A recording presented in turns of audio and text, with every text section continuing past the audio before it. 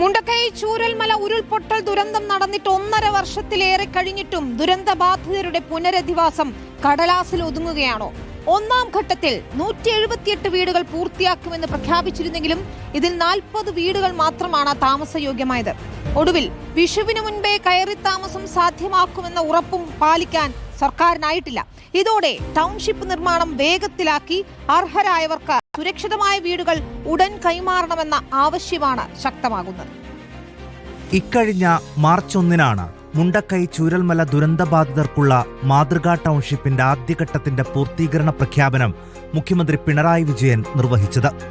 ഉരുളെടുത്ത ജീവിതങ്ങളുടെ പുത്തനുയർപ്പിന്റെ പ്രഖ്യാപനമായി 178 വീടുകൾ കൈമാറിയ മുഖ്യമന്ത്രി ടൗൺഷിപ്പിലെ 7 സെന്റ് വീതം ഭൂമിയുടെ പട്ടയങ്ങളും വിതരണം ചെയ്തു.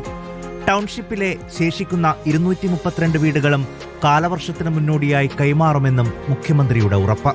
ഇവിടെ പറഞ്ഞതുപോലെ അടുത്ത മഴക്കാലത്തിന് മുൻപ് മുഴുവൻ ദുരന്തബാധിതർക്കും സ്വന്തം ഭൂമിയും വീടും നൽകി പുനരധിവസിപ്പിക്കുന്നതിനുള്ള കർമ്മ പദ്ധതിയാണ് തയ്യാറാക്കിയിട്ടുള്ളത്.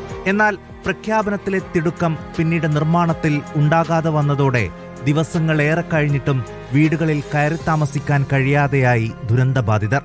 വിമർശനം കടുത്തതോടെ മാർച്ചിൽ തന്നെ കയറി താമസം ഉറപ്പാക്കുമെന്ന് വയനാട് ജില്ലാ ഭരണകൂടം പത്രക്കുറിപ്പിറക്കിയെങ്കിലും നിരാശയായിരുന്നു ഫലം.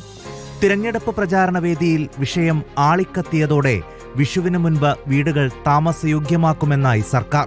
എന്നാൽ തിരഞ്ഞെടുപ്പും കഴിഞ്ഞ് വിഷുവും കഴിഞ്ഞിട്ടും ദുരിതബാധിതർക്ക് നിരാശ മാത്രമാണ് ഫലം. ഇതിനിടെ ആശങ്ക ശക്തമാക്കി വീടുകളിലൊന്നിൽ വിള്ളൽ കണ്ടെത്തി. ഒപ്പം ദുരന്തബാധിതർക്ക് നൽകിവന്ന ധനസഹായവും മുടങ്ങി. വിവാദം കനത്തതോടെ ഇന്ന് വിള്ളൽ കണ്ടെത്തിയ വീട് സന്ദർശിച്ച റവന്യൂ മന്ത്രി കെ രാജൻ കണ്ടെത്തിയത് വിള്ളലില്ലെന്നും വെള്ളം കിനിഞ്ഞ പാടെന്നും വിശദീകരിച്ച് പിടിച്ചു നിൽക്കാനാണ് ശ്രമിച്ചത്. ഒരു വീടിനകത്തേക്ക് വെള്ളം ഇറങ്ങില്ല എന്ന് ഉറപ്പുവരുത്തിയിട്ട് കൊടുക്കും. ആരാണോ വീടിന്റെ ഉടമസ്ഥൻ, ആ വീടിന്റെ ഉടമസ്ഥനും ഊരാളെങ്കിലും ഇഫ്കോണും കൂടി വീണ്ടും സംയുക്ത പരിശോധന നടത്തുന്നത്. 3 പേരും സംയുക്തമായി നടത്തിയതിനു ശേഷമാണ് വീട് കൈമാറുക. കൊട്ടിയാഘോഷിച്ച് നടത്തിയത് വീടുകളുടെ കൈമാറ്റമല്ലെന്നും പട്ടയ വിതരണം മാത്രമാണെന്നും മന്ത്രി പറഞ്ഞതോടെ ദുരിതബാധിതരുടെ മുന്നിൽ തെളിച്ച പ്രത്യാശയുടെ വെളിച്ചത്തിൽ നിഴൽ വീഴുകയാണ്.